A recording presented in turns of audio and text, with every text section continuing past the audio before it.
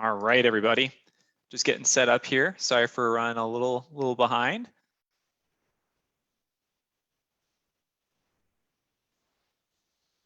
Okay. Here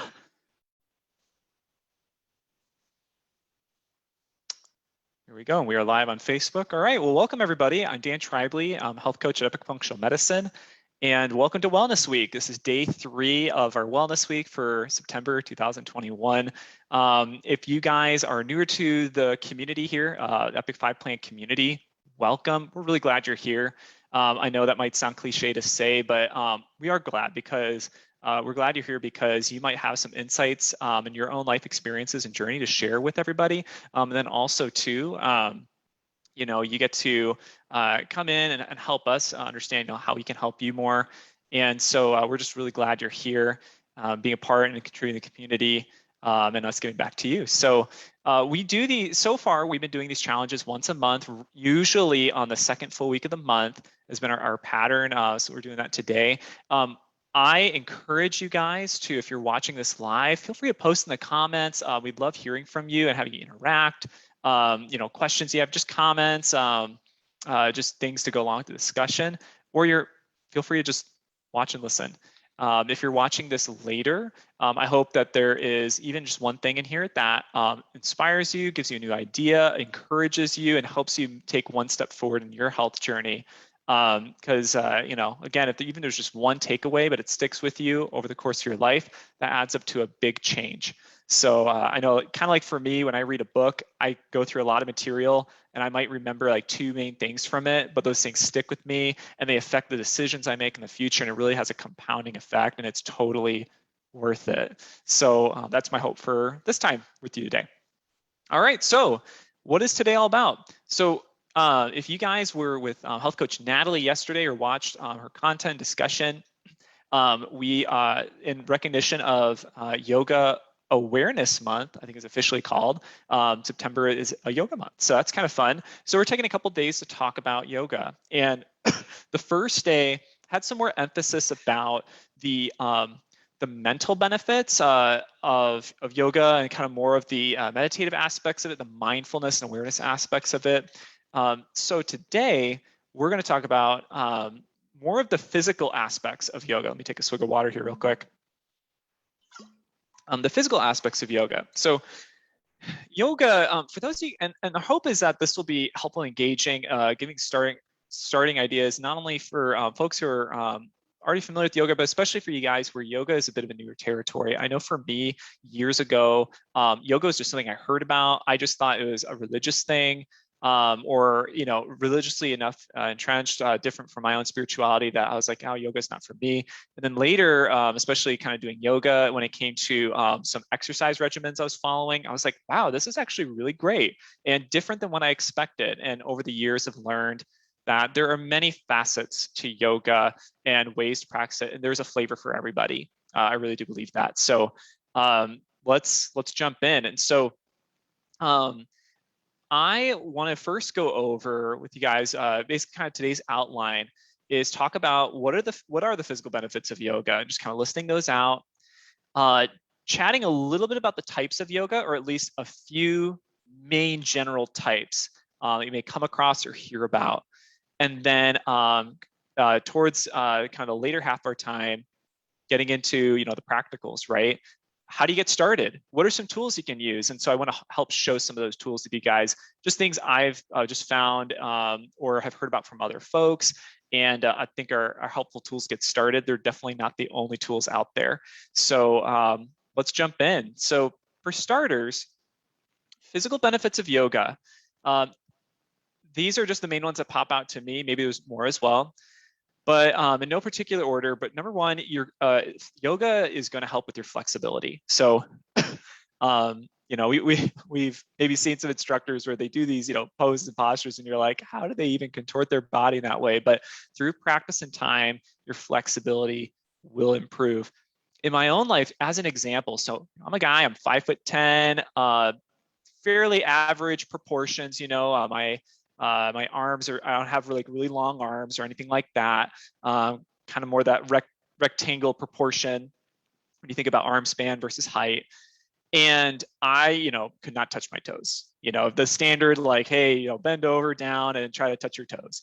And I totally couldn't do that. I had a good amount of distance there. Maybe I'd reach my shins, so nothing impressive going on for me at all with that. And after elementary school, sitting cross-legged for any like the time, I feel it afterwards, right? So definitely has some flexibility issues. And the thing about flexibility is that flexibility means you have better range of motion as well. So it's not only just a preference, but it definitely helps our overall movement, even if flexibility is not your jam. Maybe, strength training is your thing, or, no exercise at all is your thing, right? But flexibility will definitely help. To give you an example, I did yoga for an hour and a half once a week. So it was the regimen I was following. It was kind of like a video series, and I was doing it so it was one session per week, an hour and a half long. And this is pretty long, I'll admit, at least for me. And they did a lot of different postures. Some were strengthening, others, they kind of did a little bit of everything. After about 1 to 2 months of that, I could reach the ground when doing that bend over stretch. Just as an example, I could reach the ground, touch my toes, even get almost all the way palms down on it. It was amazing. I was shocked, and I still can mostly to this day, even though I'm less consistent with it or don't spend as much time per week on it. So it's just, as an example, pretty cool and surprisingly quick. Now there's other areas of flexibility, I have a long way to go. So that one for me happened to improve faster than others. But yeah, yoga definitely helps with that. The other one is strength training. You might not think yoga and strength training, and certainly if you really want to be aggressive with strength training, yoga wouldn't be your lead foot in that. But it's really encouraging to know yoga is a good, viable route to help strengthening our bodies, especially if we have certain injuries or considerations where other kind of strength training regimens are too intense for us or not as safe for us. But that said, yoga does not work everything very equally and very well. So the areas in general that yoga does a better job with are going to include the shoulders, your lower back, not as well with your mid to upper back, up here, but definitely your lower back, your glutes, and also your hips, your core for sure. Some yoga regimens, you're straight up doing core work and ab-like work. So definitely a lot of core, definitely your legs, almost all of your legs for sure. Not so much the calves or the hamstrings. Calves to some extent, hamstrings to some extent, but not as much with those, but definitely everything else, and especially your quads, are going to get work for sure. And then also the triceps. So because yoga is a lot more of pushing style motions, some of the postures, you're either on your hands and feet on the mat, on the floor. That requires more of that pushing kind of force rather than a pulling force. So pushing, when you think about pushing, you're using your chest. Let me add it to my notes here. Chest is the other one. So you're working your chest muscles to an extent, and also your triceps as well. So if you think about it, that encompasses quite a lot of the body, which is pretty cool. Now, where it lacks, I think it's important to keep in mind as well, right? Where it lacks and where other strength exercise would be a great supplement to fill in those gaps with where yoga doesn't address as well. This isn't the everything in the list, but most things is your biceps, your upper back and mid back muscles, because again, we're not doing as much pulling motions, so we're not getting as much of that kind of workout in. And then your hamstrings, so the back upper side of your legs, and then to an extent your calves as well. Those are kind of those main areas that are a little bit more lacking. That's not too many areas when you think about it, so that's pretty cool. Going along with strength training is balance. You might not think balance and strengthening are related, but they definitely are. Balancing isn't isn't a innate talent or skill to a degree. It's actually it's engaging muscles. It's easier to balance when you have the muscle structure to support the body to balance in the first place, right? So a lot of times balance requires a lot of small muscles, and you know, if you were to stand on one foot, one leg, or to watch somebody standing on one leg, and you look really closely at the leg that's still rooted to the floor, and you look at the ankle area and stuff, you're going to see there's like almost like twitching involved. Like there's tons of subtle motions. There are muscles being activated and used all over the place there. It's kind of cool. So when we are yoga has a lot of balance poses and postures. Even the strengthening poses, there is an element of balance to it. When you're holding a lunge and then holding that position before you flow into a new position, that requires balance and subtle muscles there. So that's pretty cool. So that's the overview of the strength training component of yoga. So we talk about flexibility, strengthening, balance / small muscles. All are ways that yoga can benefit you. So whether you are somebody who loves yoga already and everything about it, or you're new to it, or you're like, I don't know about some of the meditative stuff, I'm just kind of more looking for a workout, there's definitely something for you here, something for everybody. Okay, let's transition a little bit about types of yoga. And again, if any of you guys are live here, please comment and join in the discussion. Yeah, love hearing from the crowd. Anything you'd like to chat on. So for types of yoga, let me double check here if I have a link for us.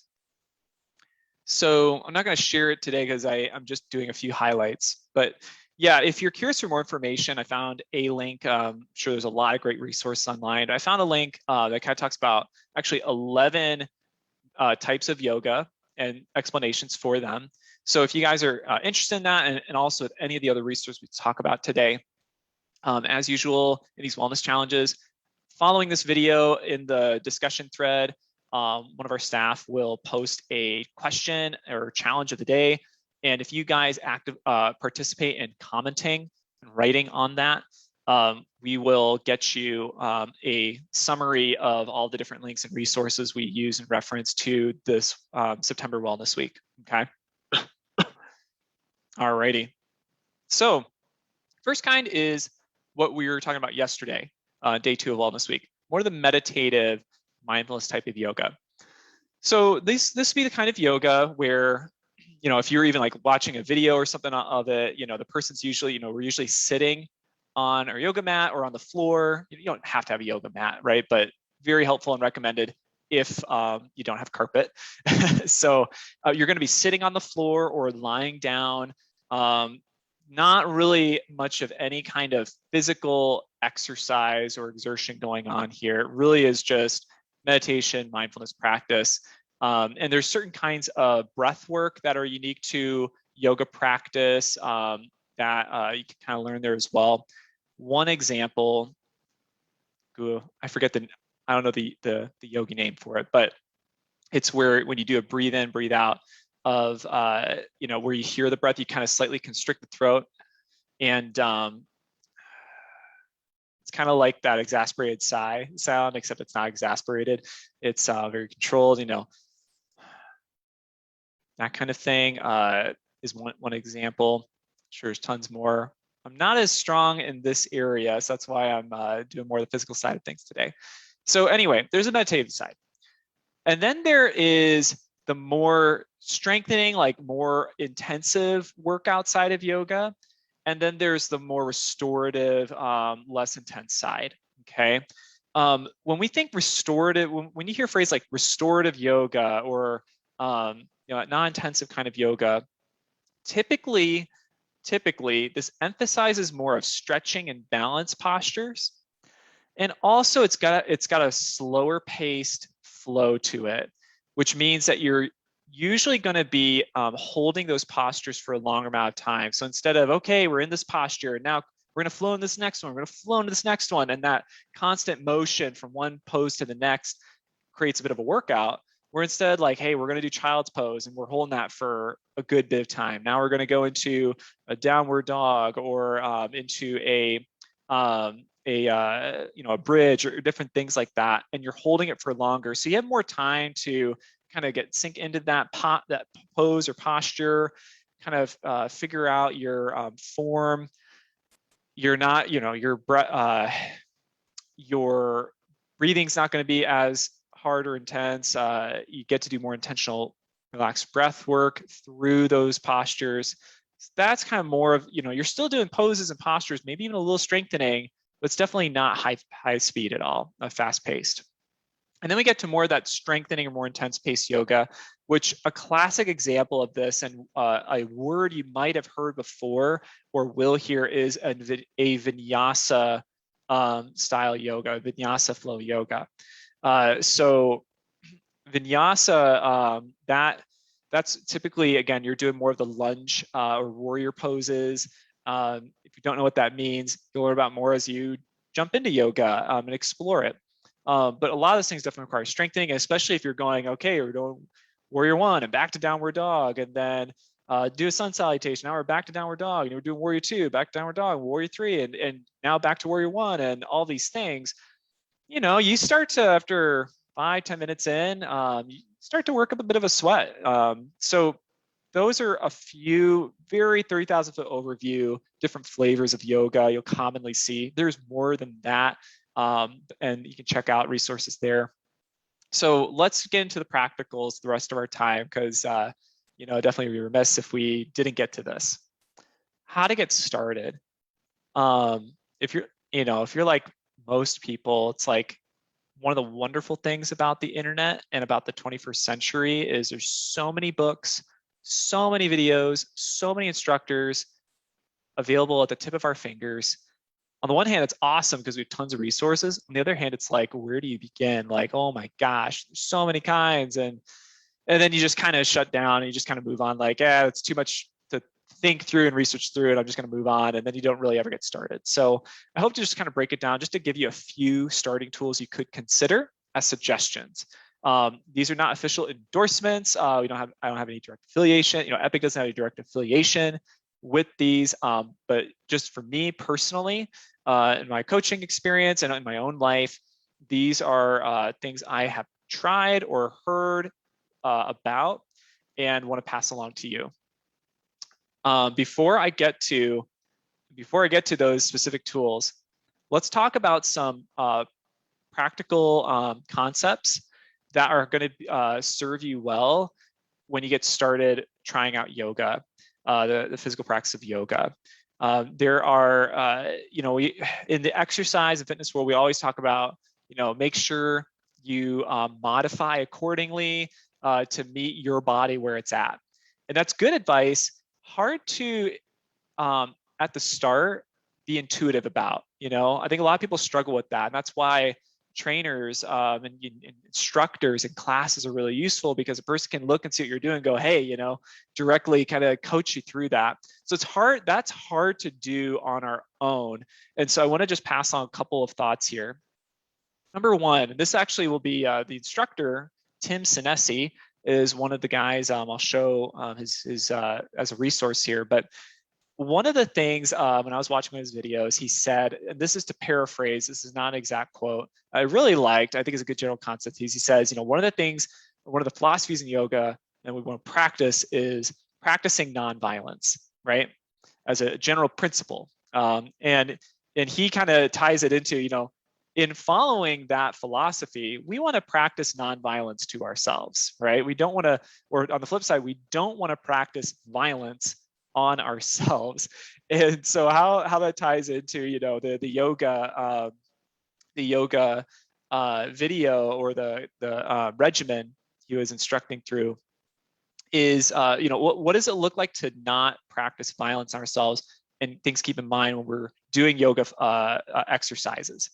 A couple of thoughts. So one is you don't want to crunch your body and therefore also your spine.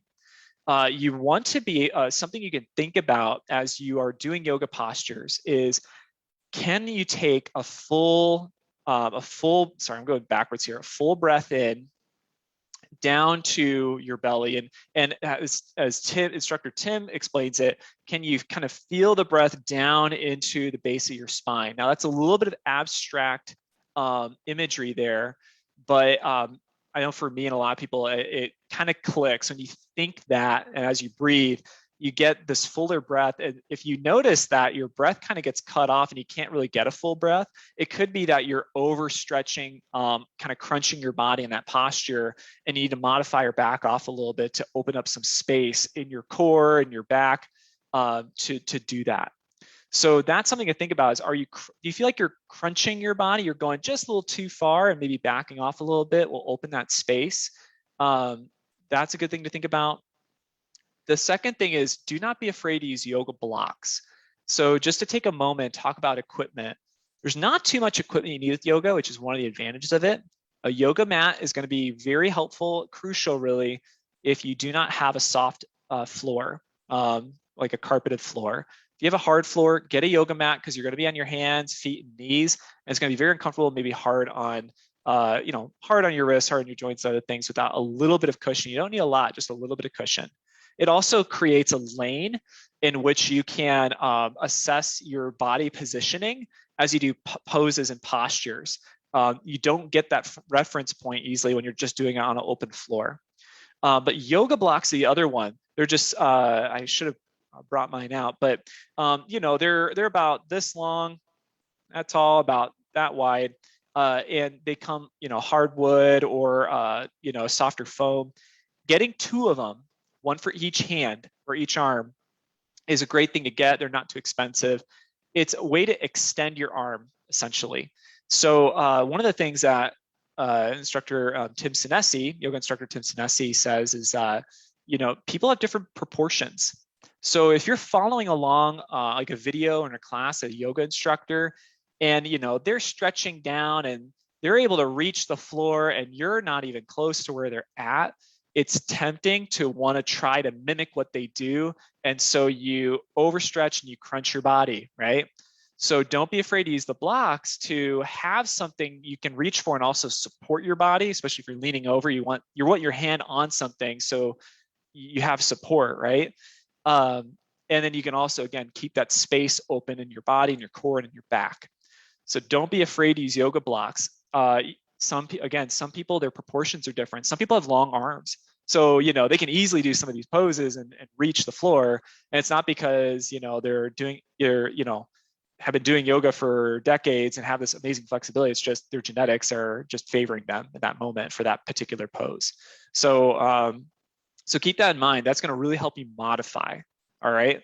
So just to review here, what does it look like to modify and go at your own pace in yoga?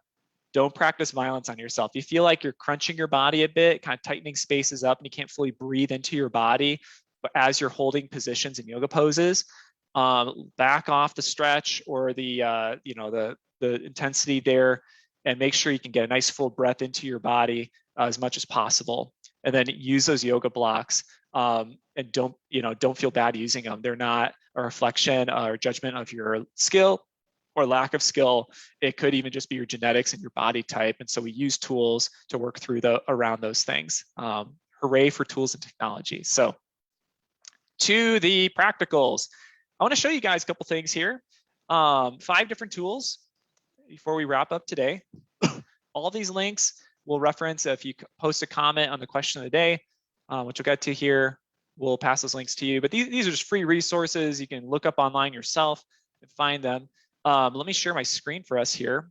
So I've been mentioning, this Tim Sinesi guy. So again, we don't have any official, affiliations, but my own personal experience, I've checked out some of his things and I like it. So here we are. So just on YouTube, if you just type in Tim Sinesi or Yoga with Tim, either one, his channel should pop up right at the top of your search. You can see it right here.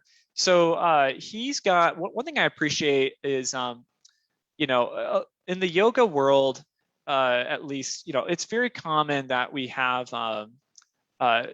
there's women instructors, which is great. In fact, most women can do things in yoga I can only dream of doing. right? Now, part of that is there's a difference between men and women, of course, in our body type, how flexible or inflexible we are. I'm just speaking generally.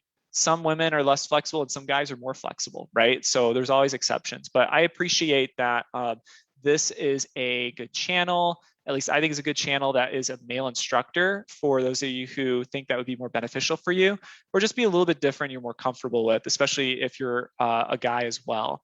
But either way, diversity, right? Both men and women instructors bring something a little bit different to the table. He also has guests that come, so that adds to the diversity there. He's got some playlists. So what I like is, I mean, you can, in any YouTube channel, right? You can just go to videos and just see, what's all the stuff they have in reverse chronological order they upload it. But you can also go to playlists and he does a good job of organizing. He does usually like a free, publicly post on his YouTube channel challenge each year or multiple times a year. And he's got them organized in his playlist. And he's got a beginner series, which is great. So if you're looking to get started, check out the beginner series, and he teaches through it. So that's the first one there. This next one, so I learned that one of Tim Sinesi through a friend who's like, yeah, I found a guy, yoga instructor, and so I've kind of appreciated that and follow along. I'm like, oh, hey, tell me about it. This one I heard from some of our private clients, and then once you hear about somebody, then it kind of crops, that person crops up again over and over. So Adrienne, Yoga with Adrienne, is another very popular one. And she has a free YouTube channel as well. And both these folks, I think they have their own private sites for more intensive instruction if you want to support them. But here's her channel. So yeah, Yoga with Adrienne. It'll pop right up. And yeah, again, everybody's just different personality, brings something different to the table on how they instruct. So she's got playlists as well. She's got all kinds of things. She's got different length videos. She's got, for older folks or beginners and advanced people. She's got, yoga for thankfulness. I don't know if there's an actual one called that, but that she's got all kinds of different flavors you can choose from. So it's kind of fun. So check out her channel if that sounds interesting to you. Next one, I haven't gotten to use this yet. It was a recent birthday gift to me. But another thing I learned from one of our private clients, I thought that's a really neat idea. And again, community, right? When we come together in a community, we share ideas with each other, we can learn so much more and go further. So I'm thankful for that. A lot of these things are passing on to you guys, things others have shown me and taught me.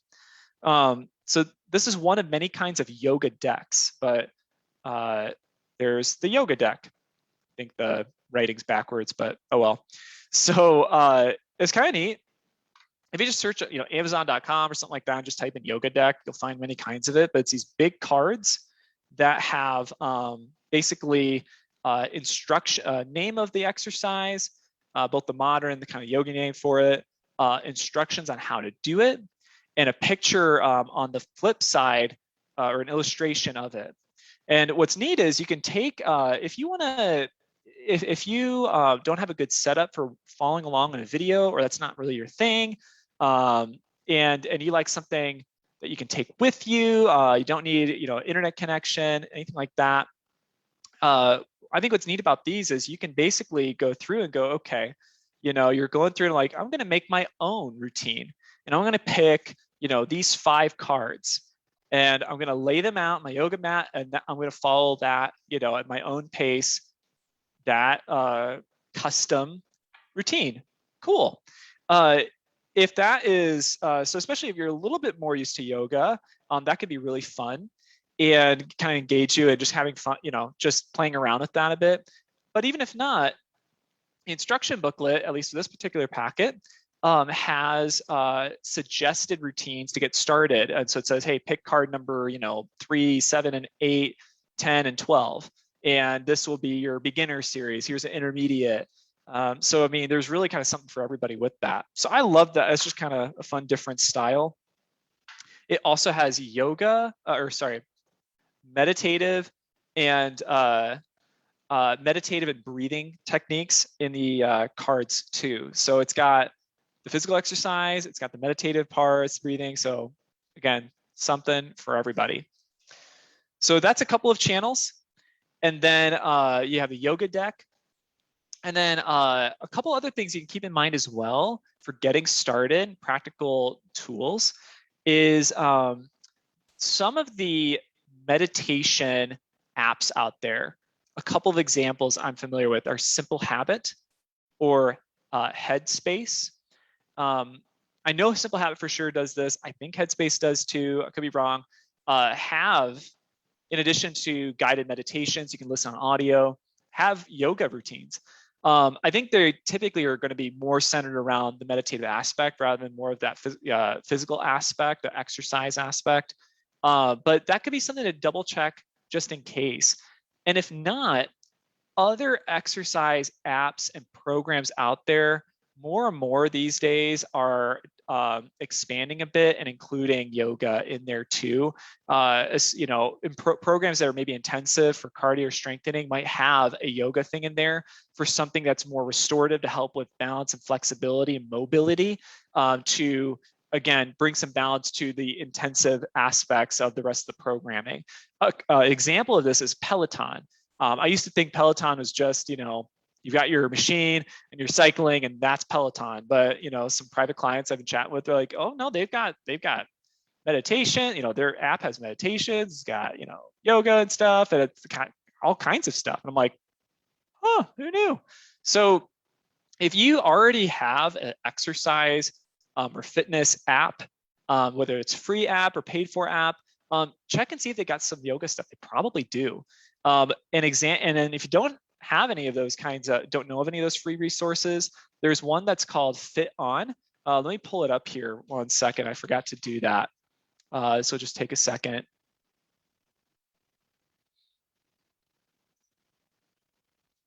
Okay. All righty. Well, it won't be as practical here, so I'm not going to do a shared screen, but Fit On is, if you just type that in on a Google search, pop right up at the top, has tons of free resources and kind of custom program you can do for your own exercise desires and needs. They've got free videos and yoga's included in there, all kinds of stuff. So there's a lot of free stuff out there, which is pretty darn cool. Even if you're going beyond just even YouTube itself. So I hope that helps for some ideas. So again, we've got yoga with Tim, we got yoga with Adrienne, we've got yoga decks, we've got fiton.com. Again, all those resources will get to you if you post in the comment for the question of the day. So you can get the exact links to you for reference to what I've talked about. And I'd love to hear from the community as well. You know, what resources do you like to use for getting into yoga? So that's just not the official question of the day, but just throwing that out there for you guys to share the wealth. So I hope that was helpful for you guys, at least some aspect of it. So let's just do one more overview of what we covered today, okay? First, yoga has a lot of physical benefits, including flexibility and balance. Balance engages small muscles, so you're actually strength training through balance. And then the bigger aspects of strength training will include your shoulders, your lower back, your glutes and hips, your chest, your core, especially your abs too, most of your legs, and also your triceps.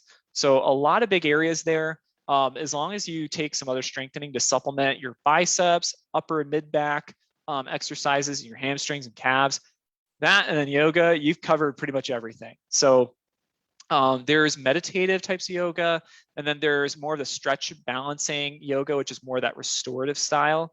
And then the faster pace, that strengthening style is kind of Vinyasa Flow yoga. So those are just a few of the types. And to get started, just remember, don't practice violence on yourself, right? Love yourself, love your body.